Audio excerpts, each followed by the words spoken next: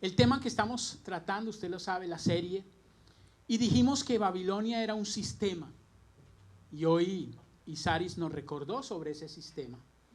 Dijimos que Babilonia es un sistema que pretende que los seres humanos pensemos más en nosotros que en Dios. Eso es lo que pretende el sistema. Que usted hoy se preocupe más en usted, que usted piense que es usted el que hace las cosas, que es usted el que logra, y que dejemos a Dios en un segundo plano. Y eso está sucediendo en muchos lugares, lamentablemente es así. Amados, Dios ha tocado mi corazón por muchas cosas en estos días y me ha hecho que delante de Dios aumente mis tiempos de oración, mis tiempos de escudriñamiento de la palabra, porque hay muchas cosas que han venido, hay muchas cosas en las cuales hemos tenido que orar, hemos tenido que clamar, y eso ha hecho que ahondemos más en lo que el Señor quiere. Es más, esta mañana estábamos también con mi esposa en la madrugada orando con la iglesia, con las parejas de la iglesia de Amor Verdadero en Colombia. Estábamos vía Zoom orando con todos ellos a las 5 de la mañana pidiéndole al Señor que siga haciendo cosas tremendas. Y una de esas cosas por las cuales hemos venido orando es el conflicto también que hay en este momento entre Israel y los palestinos de Hamás en la franja de Gaza, entre muchas cosas que hemos orado, cosas personales, cosas de la iglesia aquí, cosas de la iglesia en Colombia. Usted sabe que le estamos dando cubrimiento a una iglesia en Colombia, que es la iglesia que dejamos nosotros establecida y que hay un pastor que está ahí y estamos orando también por ellos muchísimo. Y entre toda esa oración hemos orado lógicamente por el problema que está sucediendo ahorita en la franja de Gaza. Y aunque sé, y quiero ser muy honesto, y para todos los que nos ven a través de la internet, quiero ser muy honesto, muchas cosas que están, sí es cierto que son profetizadas, claro que hay muchas cosas que son profetizadas, también eso lo sé, pero también sé que muchos, lamentablemente es cierto, aprovechan estos momentos y esto que está sucediendo, aprovechan todo esto para enseñar cosas sacándolas del contexto real, sacándolas de lo que es. Y lo hacen, muchos de ellos lo hacen para ganar adeptos en las redes sociales. Y entonces uno empieza a ver cómo empiezan a compartir, por ejemplo, a X personaje, a X otro personaje, donde está hablando de que esto está sucediendo y esto está profetizado. Y uno no dice que no, pero hay cosas que no la podemos sacar de contexto. Y todo eso lo hace a uno de pronto pensar, porque todo eso puede confundir a la gente. Todo eso puede confundir a muchas personas. Y lamentablemente es así, porque hablábamos con algunas personas en estos días y entonces me decían precisamente cosas que, pastor, pero es que esto, pastor, le dije, ahí está el problema. Hay que analizarlo, hay que entender bien esto. Sí es cierto que hay cosas que están profetizadas, pero a veces se está sacando de contexto las cosas. Y tenemos que tranquilizar, tenemos que seguir orando, tenemos que seguir clamando, pero Dios hace. Y estamos preparando, créame que estamos preparando un tema que es bien interesante sobre tiempos del fin, para que lo aprendamos, para que lo miremos. Pero tenemos que ser conscientes de que tenemos a un Dios que no se le ha salido absolutamente nada de control. Tenemos un Dios que sigue obrando a favor de su pueblo, a favor de nosotros, y que seguirá haciendo cosas tremendas. Así que no deje usted caer en ese sensacionalismo que a veces sucede, de estar llamando de pronto cosas que no son todavía, y diciendo, no, es que es esto y es aquello. No, vamos con calma y con tranquilidad, porque Dios no ha perdido el control. Amén. Ahora, en esos tiempos de oración, y específicamente cuando estaba orando por esto de la franja de Gaza y estaba orando, Dios trajo a mi memoria una historia que sucedió 800 años antes de Cristo. Una historia que nos deja muchas enseñanzas porque es muy parecido a lo que hoy está sucediendo en la franja de Gaza. Una historia bien tremenda. Y esto, como le digo, sucedió 800 años antes de Cristo. Y quiero también decir esto, hoy en día, cómo está llegando todo a cambiarse, que aún mucha gente ya hoy en día ya no dicen antes de Cristo o después de Cristo. ¿Ustedes sabían eso? Ahora los llaman la era común. Antes de la era común o después de la era común. Les duele ahora decir antes de Cristo o después de Cristo. Y eso lo están utilizando mucha gente. Pero esta historia sucedió 800 años antes de Cristo entre el pueblo israelita y el pueblo sirio, entre el pueblo israelita y el pueblo sirio. Y es muy parecido al conflicto que hoy están llevándose a cabo, o sea, lo que hicieron, etcétera, etcétera. Y por eso yo le puse a la predicación de hoy, en medio de todo conflicto, Dios puede hacer milagros. En medio de todo conflicto, Dios puede hacer milagros. En el conflicto que tengas en este momento, en la situación que estés viviendo, en lo que estés pasando, téngalo por seguro que Dios puede hacer ¿qué? Un milagro. Y eso es algo real, mi amado. Eso es algo real. En medio de todo conflicto, Dios puede hacer milagros. Quiero hablar de la historia ocurrida entre 3 personajes. Y eso voy a hablar hoy. 3 personajes. Una esclava y un profeta israelita y un general sirio. Creo que usted ya de pronto puede identificar de qué voy a hablar hoy. De una esclava y un profeta israelita y de un general sirio. Y comencemos observando las palabras que aparecen escritas en el segundo libro de Reyes, capítulo 5, versículo 1. Porque ahí aparece algo que llama mucho la atención.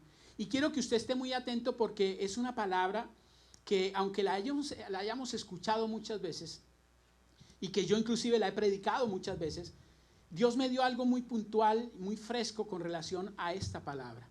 Dice así, segundo libro de Reyes, capítulo 5, versículo 1. Naamán, general del ejército del rey de Siria, era varón grande delante de su señor, y lo tenía en alta estima, porque por medio de él había dado Jehová salvación a Siria.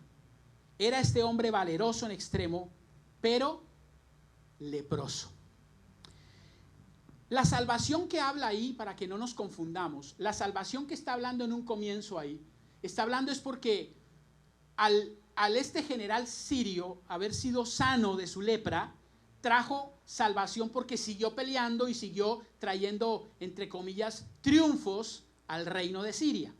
Eso es una realidad. Pero yo estoy seguro de algo, y ahorita lo vamos a escudriñar en la palabra. Yo creo que también dejó algo muy puntual, y que esta palabra que aparece aquí, que dice, porque por medio de él había dado Jehová salvación a Siria, es porque lo que experimentó Naamán junto con sus criados fue tan poderoso que estoy seguro que cuando Naamán llegó a Siria, empezó a hablar realmente de su experiencia y de lo que Dios había hecho. Por eso creo que no solamente la salvación tiene que ver con que lo mejoró a él, lo sanó a él, sino que también gracias a él muchos sirios conocieron al Dios verdadero. En esa época, a Jehová de los ejércitos. Y eso es muy importante. Amados, usted se puede imaginar lo que pudo haber sucedido o lo que puede haber sucedido y está sucediendo hoy en día entre 2 pueblos tan diferentes.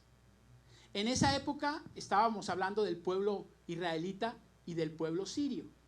Son 2 pueblos, mi amado, que, digámoslo así, no podían verse. Eran 2 pueblos enemigos acérrimos. Por decirlo de alguna manera, se odiaban entre ellos.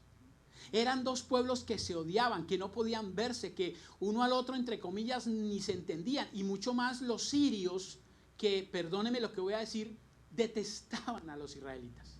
Odiaban a los israelitas. Y por eso le hacían tanto daño. Ahora, como sabemos, y tal vez usted lo sabe, los sirios vienen de descendencia de los árabes. Los sirios vienen de los árabes. Y los árabes vienen del primer hijo de Abraham.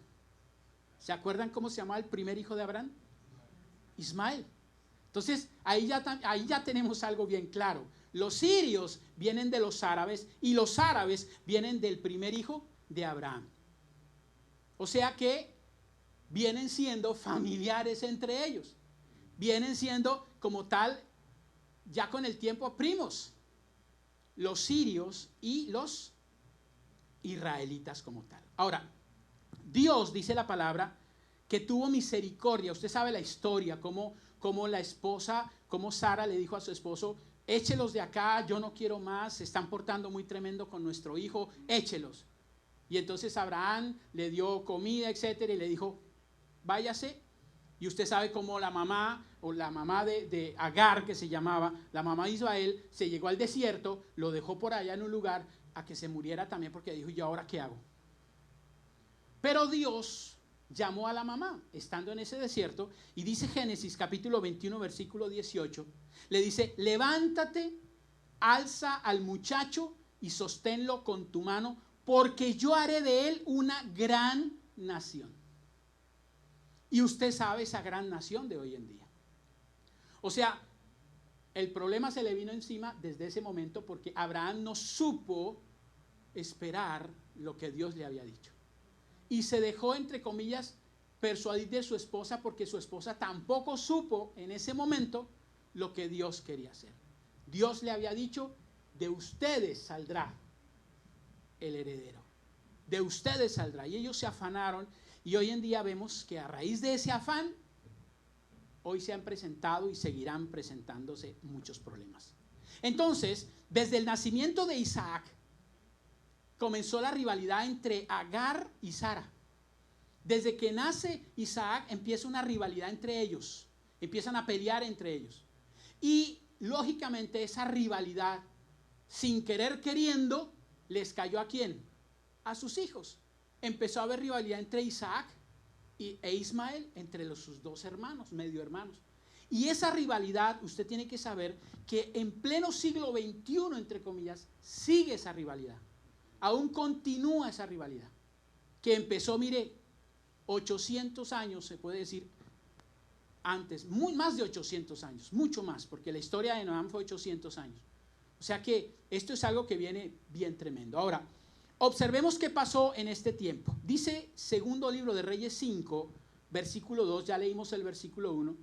Dice el versículo 2, y de Siria habían salido bandas armadas y habían llevado cautivo de la tierra de Israel a una muchacha, la cual servía a la mujer de Naamán.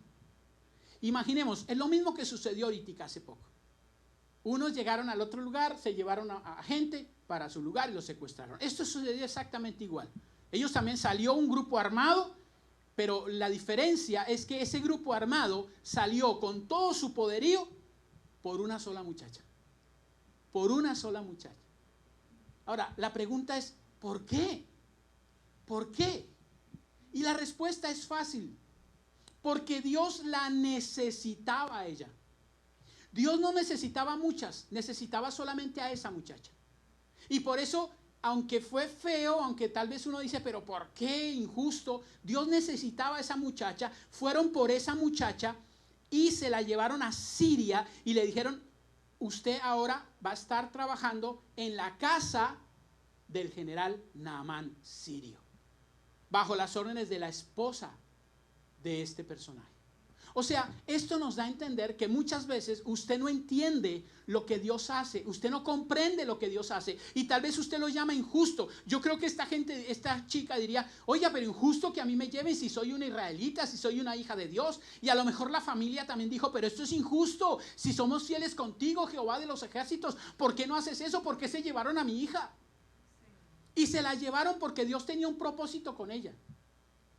Ponerla en la casa del general sirio. ¿Por qué? Lo vamos a ver. Ahora, esto me hace entender que por más situaciones inexplicables que usted tenga e injustas, antes de criticar, antes de juzgar, antes de desesperarse, antes de pronto decir esto no es de Dios, ¿cómo así? Siéntese y pídale a Dios sabiduría. Diga, Señor, ¿por qué estoy viviendo o para qué lo estoy viviendo? ¿Qué es lo que quieres hacer con esto? Tal vez tú no lo entiendas, pero te aseguro que el Señor, en la medida que usted entre en comunión más con Él, Dios le va a ir explicando. Y Dios, inclusive si Dios no se lo explica de una, le va mostrando a través de los hechos. Esta esclava israelita, en la casa de Naamán, yo me imagino que halló gracia ante la esposa de Naamán, ante su esposa. Y entonces, como halló gracia, conversaban. Y yo me imagino a esta mujer israelita, a esta esclava, contándole historias a esta mujer de su pueblo, contándole cómo era su pueblo, contándole el Dios que tenía, contándole cómo tenían un profeta que Dios usaba y que Dios a través de ese profeta hacía cosas tremendas, milagros, etcétera, etcétera. Y esta mujer la escuchaba. Y usted dirá, pero ¿por qué usted afirma eso, pastor? Pues sencillamente por lo que dice acá en el versículo 3. Por esas palabras que aparecen en el versículo 3, dice, esta dijo a su señora, si rogase mi señora al profeta que está en Samaria, él los sanaría de su lepra. O sea, para que esta chica se hubiera atrevido a decirle a su señora, ¿sí?, que si le rogaran a Amán, a ese profeta, lo iba a sanar. Atreverse a decirle a la señora que en su pueblo, al cual ellos odiaban, estaba la solución para su esposo, no era fácil. Luego eso me indica que había una familiaridad de pronto. Esta señora tal vez le contaba, la esclava le contaba a su ama, la ama escuchaba, etcétera, etcétera, etcétera. Ahora, vale la pena mirar dos cosas de lo que hizo esta esclava. Primero, no trató de sacar provecho de la situación. O sea, no le dijo, mira mi señora, si yo le tengo una persona que es un profeta, sana a su esposo, me deja libre. Ella no lo hizo. Podía haberlo hecho, podía haber llegado a negociaciones, pero ella no lo hizo. Ella no lo hizo, ella no le interesó eso. Ella no le interesó. Y segundo, me deja en clara la convicción tremenda que tenía esta mujer. O sea, la fe tan tremenda que tenía esta mujer, que sabía que Dios utilizaba, no podría, sino utilizaba al profeta. Que lo utilizaba, porque dijo que lo sane. Si lo busca, el profeta lo sana. No dijo, quizás lo sane. No, dijo, si lo busca, lo sana. O sea, esta mujer tenía el convencimiento bien tremendo de que si este hombre buscaba al profeta, Dios utilizaba al profeta y sanaba a este hombre, así fuera un impío, así fuera una persona que no conocía del Señor. Amén. Eso me hace pensar algo bien tremendo, y es que Dios como tal no hace acepción de personas. Dios no hace, Dios puede sanar al que quiera y Dios puede glorificarse en el que quiera. Ahora, ¿puedes imaginar esto? La israelita que fue secuestrada por los sirios, que fue ¿cómo? Secuestrada, o sea, sacada a la fuerza por los sirios, que fue esclavizada y que ahora estaba trabajando como esclava. No como hoy en día que se trabaja por dinero en una casa. No, fue esclavizada. Ella no trabajaba por dinero, ella fue una esclava en esa casa. Y se imagina usted que esa esclava, así como está, se preocupara por su amo. ¿Se preocupara por eso? ¿Quién cree usted que le colocó eso a esa esclava en su corazón? ¿Quién cree usted? Fue Dios. Dios es el único que pudo haberle colocado a esa esclava. Oiga, dígale, ella podía haberse quedado callada. Ella podía haberse quedado callada. Ella no podía haber dicho, a mí que si se muere, que se muera. Pero no. Ella se preocupó. Porque Dios le dijo, oye, háblale, abre tu boca, dígale. Y lógicamente que yo no estoy diciendo que Dios llegó ahí y le dijo a ella, hey, abre tu boca y dile. No, pero le puso en su corazón eso y ella le dijo así, de una, a su ama, le dijo, mire, si su esposo va y le busca al profeta, el profeta lo sana. Ahora, la esposa de Naamán debía estar tan desesperada al ver que su esposo, un tremendo guerrero y con una tremenda posición ahí en Siria, se estaba muriendo de una enfermedad tremenda, la lepra. Se estaba muriendo de la lepra. Y aunque él trataba tal vez de disimularla, y aunque era sirio, no tenían en cuenta la lepra como los israelitas, pero tenía una enfermedad que era la lepra, y él sabía que tarde o temprano esa enfermedad lo iba a ¿qué? Lo iba a matar y que no había cura. Su esposa lo sabía. Entonces, su esposa aceptó, escúcheme, aceptó esa absurda idea propuesta por esta esclava. ¿Y por qué la aceptó? Porque se la dijo a su esposo. Ella no se quedó callada, sino que le dijo, mira, mijo, la esclava me dice que en Israel, y me imagino que cuando le está hablando a su esposo y le dice en Israel, el esposo me imagino que la mire y le dice, perdón, que en Israel hay un profeta, perdón, ese profeta ama a otros dioses, aquí tenemos dioses. Y le dije, pero que si le clamamos a él, usted va a ser sano. No que puede, usted va a ser sano. Y esas palabras impactaron de tal manera en este hombre que fue sorprendente, pero impactaron tanto en Naamán, que era el capitán del ejército de Siria, el general del ejército de Siria, el que comandaba todo el ejército que había conquistado todas esas zonas, porque si usted mira la historia era tremenda y conquistó todas esas zonas. Y lo impactó tanto las palabras de su esposa, pero lo impactó tanto que se arriesgó, imagínense, se arriesgó a presentarse delante del rey para proponerle esto. Usted sabe que presentarse delante del rey, a decirle al rey, mi señor, en Israel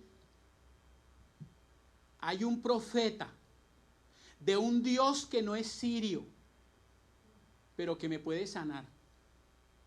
El rey puede haber dicho, perdón, aquí tenemos dioses que son más poderosos que los dioses de Israel.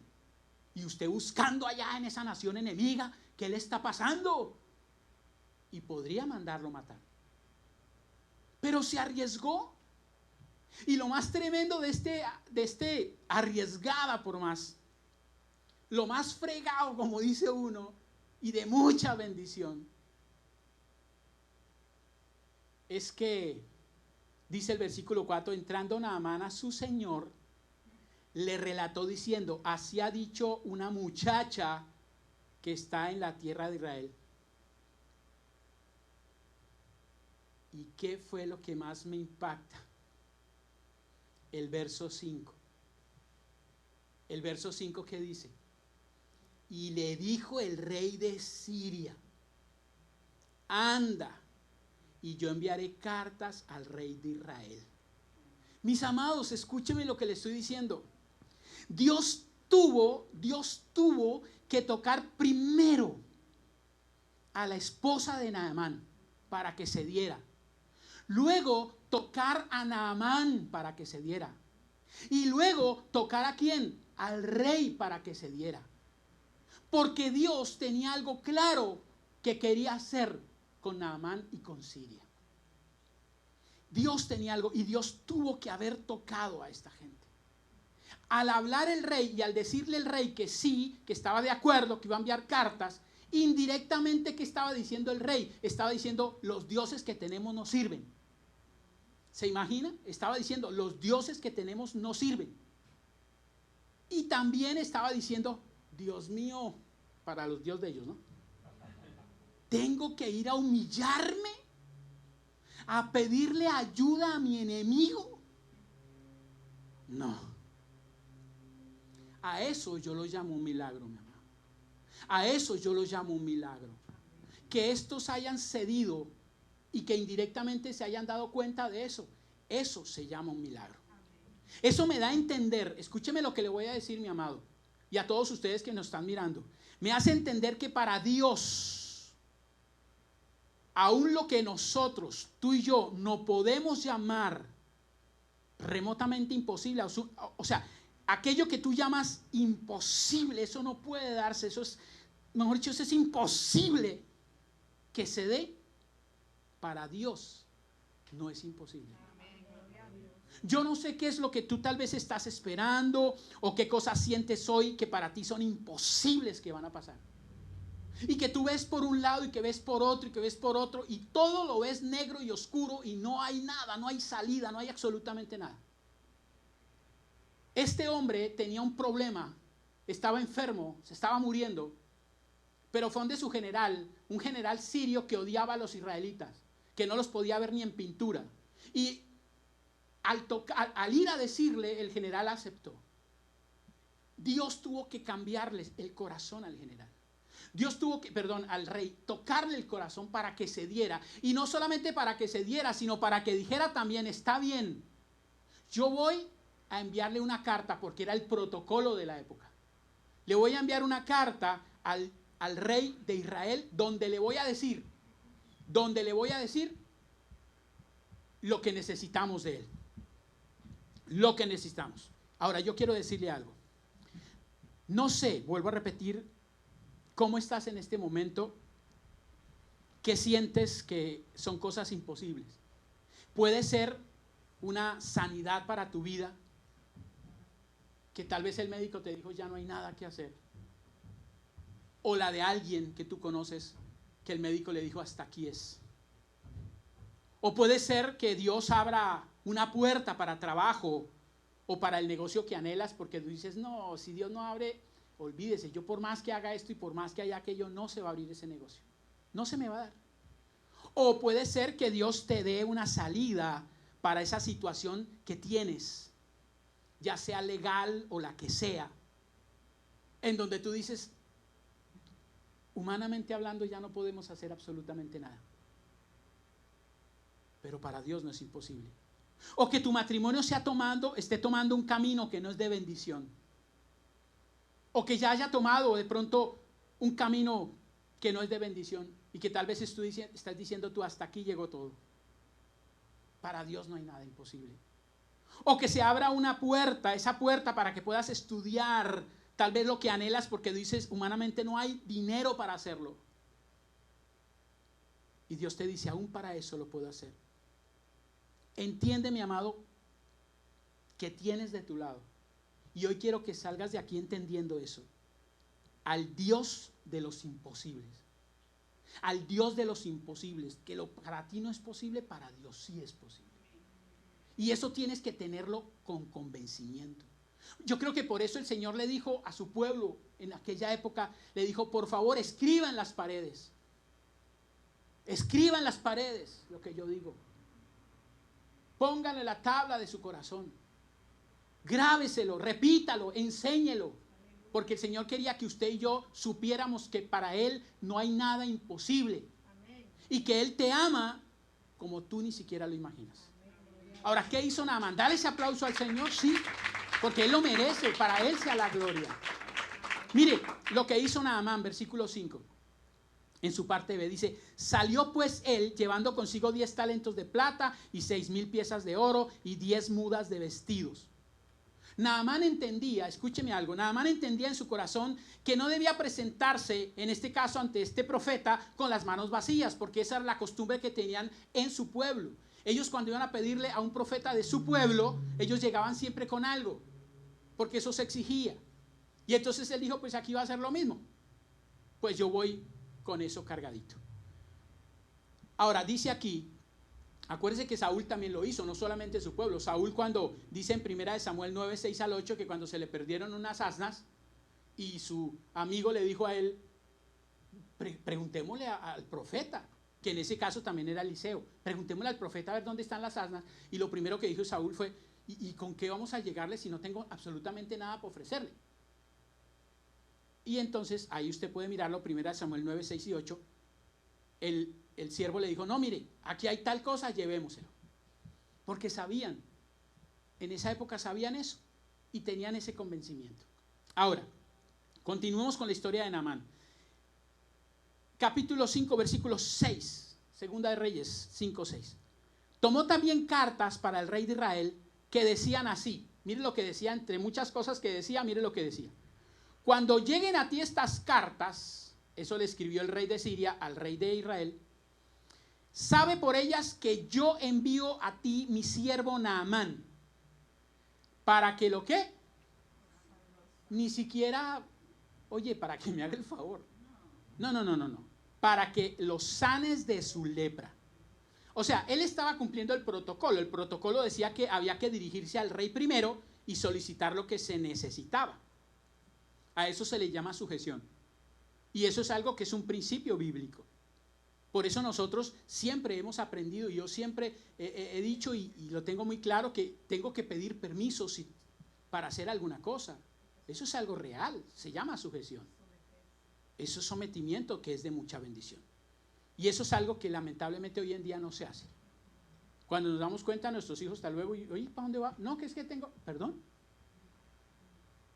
Y esas son cosas que hay que poner orden. No estoy diciendo que no, poner orden. Y lo mismo sucede en la iglesia. Cuando usted por alguna razón no venga, usted tiene una tecnología que no se tenía en la época. Y es la del WhatsApp. Pastor, no puedo ir. Qué pena. Es una bendición. ¿Y eso es principio de qué? De sujeción. Y trae bendición. ¿Lo entendieron los paganos? Entendámoslo nosotros, mi amado. Y no es porque de pronto seamos sus dueños, nunca. Sino ¿por qué? Por sujeción, por amor. Ahora, observemos esto. Le dice en su arrogancia, le dice en su altivez, le dice, te envío para que lo sanes. O sea, a veces nosotros nos dirigimos a Dios exigiéndole a Dios lo que nosotros queremos. Como si Él fuera nuestro siervo o nuestro empleado. Los sirios se creían tan alto, los sirios se creían tan que pensaban que los israelitas no valían nada. Luego ellos tenían que hacer lo que los sirios dijeran y punto. Te lo envío para que lo ¿qué? Lo sanes y ya. Pero lo que no sabía era que este rey estaba diciendo indirectamente, ¿sabe qué? Se lo envío porque mis dioses no sirvieron para un carajo. Eso le estaban diciendo. Se lo envío porque mis dioses no sirvieron. Se lo envío porque mis dioses... Y eso era lo que le estaba diciendo, aunque no lo aceptara de primerazo. Pero ahí se mostraba su orgullo y su soberbia, que poco a poco fue golpeada. Ahora, el rey israelita también tuvo un problema, y es que el rey israelita dijo bien clarito, ve, ¿este está loco? ¿Qué le pasa? ¿Está loco? Cree que es que yo soy Dios, cree que es que yo no sé qué, y se enfureció y rompió su ropa y etcétera, y se hizo un show tremendo. Y ahí aparece en el verso 7, dice el verso 7, perdón, luego que el rey de Israel leyó las cartas, rasgó sus vestidos y dijo, soy yo Dios que mate y dé vida, para que éste envíe a mí y que sane un hombre de su lepra. Considerad ahora y ved cómo busca ocasión para mí. O sea, él entendió fue, no, este viene es buscando ¿qué? ¿Cómo? Sí, pero dijo, él viene a saber cómo me gana. Mire lo que dice, considerad ahora y ved cómo busca ocasión contra mí. Él lo que viene es buscando cómo yo de pronto bajo la guardia y llega el ejército sirio y daña ¿a quién? A los israelitas. Eso fue lo que entendió el rey de Israel. Él se molestó porque no entendió, ni siquiera dijo, oiga, vamos a orar a ver si de pronto debemos hacer. Él no entendió que como hijo de Dios, porque supuestamente era del pueblo de Dios, tenía que bendecir a los demás. Bueno, no se dio. En ese momento aparece algo, aparece el profeta Eliseo. Le fueron a decir a Eliseo, Eliseo, mira, pasó esto con el rey. Llegó alguien a pedir esto y pasó esto. Y Eliseo le manda una carta al rey. Y le dice el verso 8, cuando Eliseo, el varón de Dios, oyó que el rey de Israel había rasgado sus vestidos, envió a decir al rey, ¿por qué has rasgado tus vestidos? Venga ahora a mí y sabrá que hay profeta en Israel. Mis amados, el profeta le dijo al rey de Israel, oye, escúchame, ¿por qué te pones así? ¿Por qué te pones así? Más bien, hazlo venir y que él se dé cuenta que aquí en Israel hay un profeta de Dios. O sea, le estaba diciendo indirectamente, hey, rey de Israel, ¿usted se le olvidó que aquí hay un profeta de Dios? Pues le recuerdo que aquí hay un profeta de Dios. Entonces, no solamente a usted le recuerdo, mándele decir a ellos que vengan porque ellos también van a entender que aquí hay un ¿qué? Un profeta de Dios. Y entonces le envían a Naamán y le dicen, Naamán, que vaya hasta la casa de Eliseo. Y Naamán, escúcheme esto, Naamán se va a la casa de Eliseo con tremendas camionetas 4x4 negras blindadas llenas de escoltas.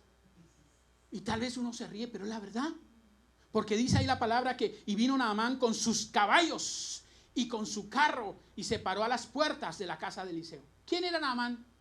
El general del ejército sirio. No iba solito, iba con todo su séquito, y más con su orgullo y altivez. Imagínense todo lo que llevaba para llegar a la casa y se paró al frente de la casa de Eliseo. Ahora, veamos la actitud de un hombre que se mueve bajo el sistema babilónico. Naamán era un hombre que se movía bajo ese sistema babilónico. ¿Quién era Naamán? Máximo general del ejército sirio, mano derecha del rey de Siria, muy estimado por bien recompensado financieramente por su rey. con un gran ego al haber derrotado a tantos pueblos enemigos. En otras palabras, su autoestima estaba por encima de todo. Porque él pensaba que era su poderío, su inteligencia, la que había dado victoria a Siria. Y que todo lo que Siria tenía había sido por sus manos, por su sabiduría humana, por su conocimiento, por su fuerza, por su gallardía. Pero con todo esto había un problema. Estaba enfermo de lepra y estaba muriendo. Naamán llega a la casa del profeta y me imagino que esperaría que Eliseo inmediatamente saliera y, general, ¿cómo está? ¿Qué tal? ¿Cómo le va? Sí, general, cuénteme qué quiere, general. Cuénteme. Porque él estaba acostumbrado a que los profetas sirios hacían show. Si usted mira la historia, hacían show, levantaban las manos, gritaban, hacían que al Dios de ellos y que yo no sé qué. Entonces él pensaba que iba a ser igual. Que iba a salir el profeta, que iba a hacer show, que le iba a llamar, que le iba a hacer una cosa, que le iba a ungir, de todo. Oh, sorpresa, que cuando llega él y le dice todo esto, sencillamente Eliseo no sale. Dice el verso 10, entonces Eliseo le envió un mensajero diciendo, ve y lávate 7 veces en el Jordán y tu carne será restaurada y será limpia. Eliseo no salió. Imagínense cómo su orgullo, el orgullo de Naamán fue tocado. ¿Y qué le pasó? ¿No sabe? Como cuando lo para uno, la policía, y uno le dice, ¿usted no sabe quién soy yo? Así fue Dijo, es que no sabe quién soy yo. ¿Qué le pasa? Pero no salió. Y yo estoy seguro de esto, mire. ¿Por qué no salió? Le voy a decir algunas cosas. Primero, porque Eliseo sabía que este hombre tenía lepra. Y como era lepra, ellos tenían prohibido. El que vino a tocar a los leprosos fue Jesús. Amén. No los profetas. Amén. Los profetas no podían, si era todo de lejos. Entonces por eso pudo ser que no salió. Porque sabía, ese hombre tiene lepra, a mí me prohíbe tocarlo o acercarme a él. Segundo, porque sabía que era un hombre orgulloso, altivo, arrogante, petulante, que quería que le brindaran pleitesía. Y él no estaba para brindarle pleitesía. Aleluya. Él no estaba. Dijo, no, ¿yo por qué tengo que brindarle pleitesía a ese hombre? Olvídese. Y tercero, que es lo que yo creo, que fue la razón por la cual no salió, es que Eliseo sabía que la gloria de lo que iba a pasar, que la gloria de lo que iba a suceder era solamente para el Señor y no para él. Él sabía que la gloria se la tenía que llevar ¿quién? Dios, no él. Lamentablemente, hoy en día, la gloria se la están llevando otros y no Dios. Es que Dios me usa en prodigios, señales, milagros. Traigan todos los que estén enfermos, que aquí está el que hace milagros. Y lamentablemente así presentan a muchas personas. Así presentan. Hace mucho tiempo en mi país alguien nos invitó a un lugar, me invitó a mí a predicar en un lugar y en los posts que colocó así, los prodigios, señales y milagros, porque Dios utiliza a este hombre. Yo me acuerdo que llamé a ese pastor y Dios no me deja mentir, le dije, pastor, ¿será que usted no puede cambiar el póster? ¿Por qué? ¿Qué pasó? Le dije, porque es que, perdóneme, pero usted lo está presentando de una manera que yo me siento mal. Y entonces, ¿qué quiere? No solamente si quiere usted ponga mi nombre, si quiere saber quién soy, el pastor de tal lado, pero no más. Porque hoy en día eso está sucediendo. Ahora, ¿qué pasó con Naamán? Dice el verso 11, que Naamán salió feliz, contento.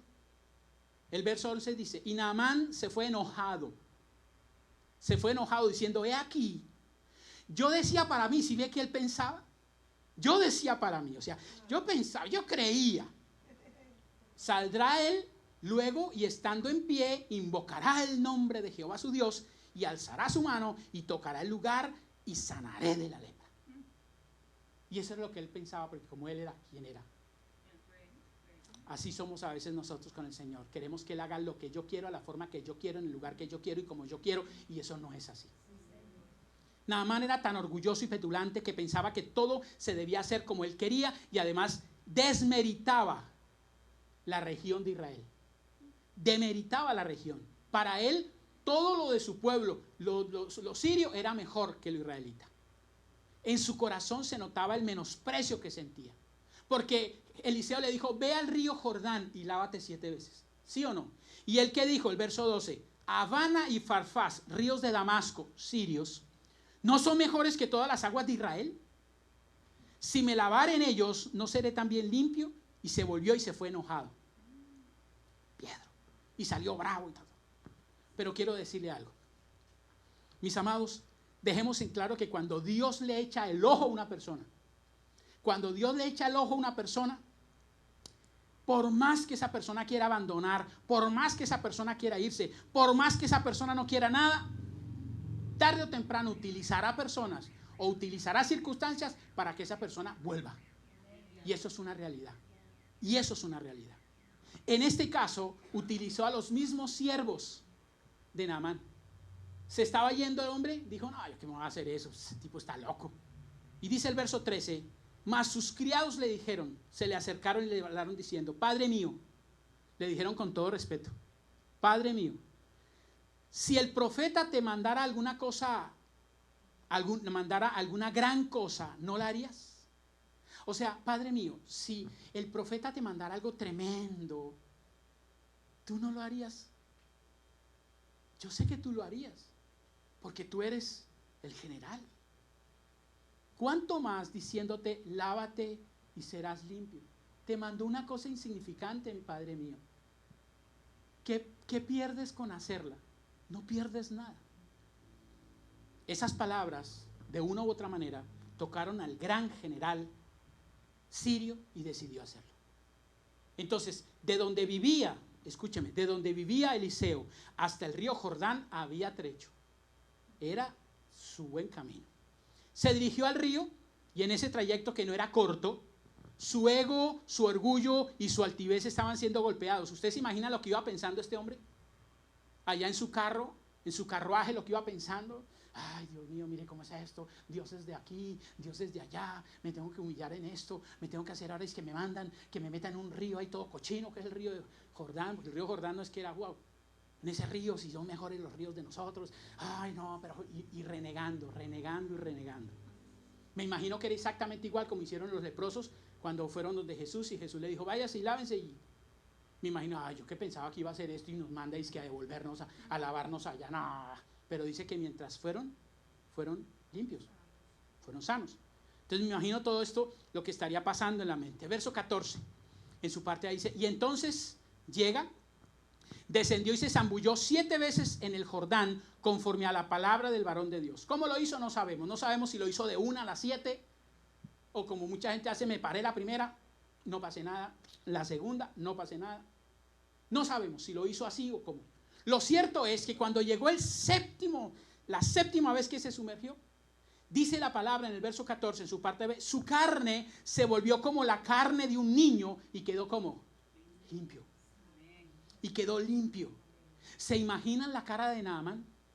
¿Se imaginan la cara de los criados al ver que quedó limpio después de la séptima de lo que dijo el profeta? Wow, eso es tremendo. Yo creo que el corazón de este hombre fue transformado. El corazón de este hombre fue revuelto, hermano.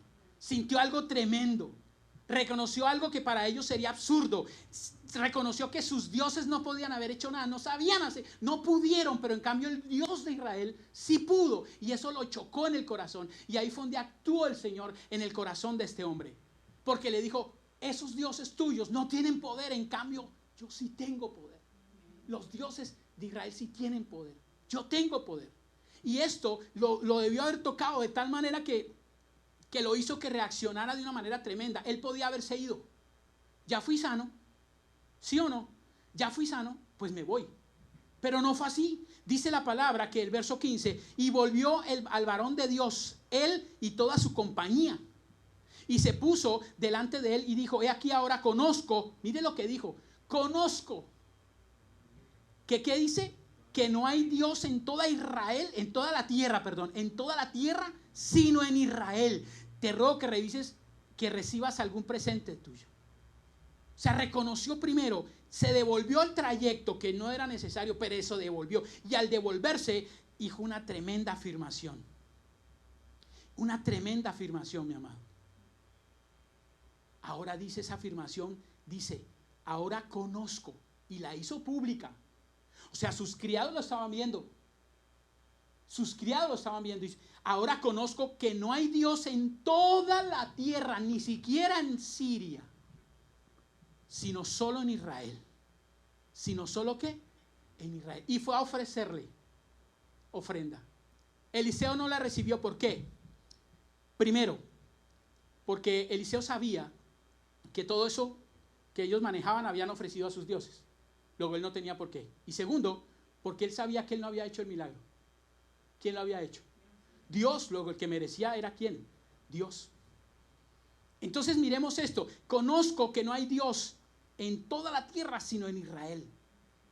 Eso lo hace una persona que realmente está convencida de que Dios hizo una obra tremenda, de que solo Él podía solucionar el problema. Entonces miremos cómo ese hombre arrogante, altivo, petulante y orgulloso que se movía bajo el sistema babilónico, ahora se empezaba a mover bajo otro sistema. Y mire lo que me impacta. Le dijo así a la palabra, y no sé si ustedes la miraron.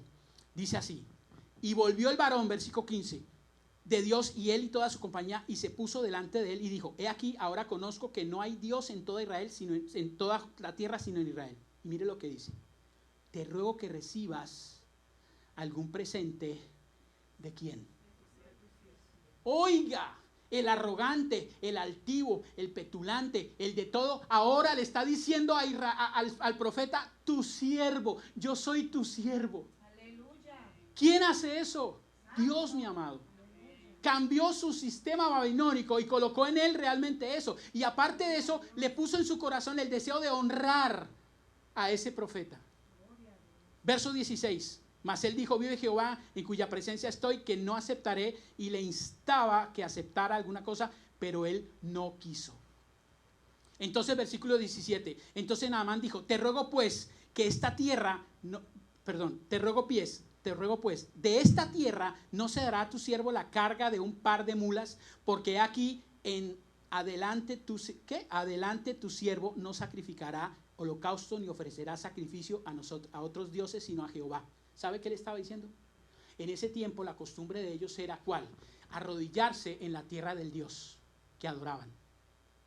Como él se iba a ir para Siria, le dijo: regáleme en tierra de Israel, para que cada vez que yo me arrodille a adorar al Dios de Israel, a Jehová, porque ya no era Dios de Israel, ahora era el Dios de él.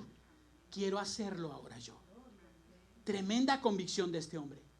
Tremenda convicción. Y después dijo el verso 18, otra cosa tremenda: en esto perdone Jehová a tu siervo, que cuando mi señor el rey entrare en el templo de Rimón para adorarle a él, y se apoyare sobre mi brazo, si yo también me inclinare en el templo de Rimón, cuando haga tal, Jehová perdone en esto a tu siervo.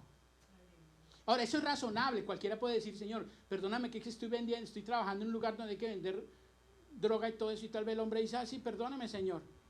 Sí, en ese momento su fe es débil, pero cuando ya su fe se fortalezca, dice: eso es malo, yo de aquí me salgo. Yo no sé qué pasó con Naamán, porque no vuelve a haber historia de él, pero lo que sí estoy seguro es que este hombre empezó a decir: hasta aquí llegué, yo ahora empiezo a adorar al verdadero Dios, al Dios que hizo milagros, al Dios que transformó mi vida, al Dios que realmente me puede hacer cosas tremendas. Y en el verso 19 dice: y él le dijo, o sea, el profeta: ve en paz, y se fue. Mire cómo Dios cambió a un hombre con sistema babilónico ahora a sistema del Señor. Y Dios puede hacer hoy eso mismo, aquí, y lo puede hacer allá, en ese problema que hay. Por eso es necesario que usted y yo sigamos orando por ese conflicto, pero también creyendo que aún lo que usted cree que es imposible, para Dios no es imposible. No sé lo que usted está esperando, no sé lo que usted esté anhelando, pero le digo: para Dios todo es posible si nosotros seguimos creyendo en Él. Amén. Cierre sus ojos, por favor, en esta hora. Cierre sus ojos, por favor.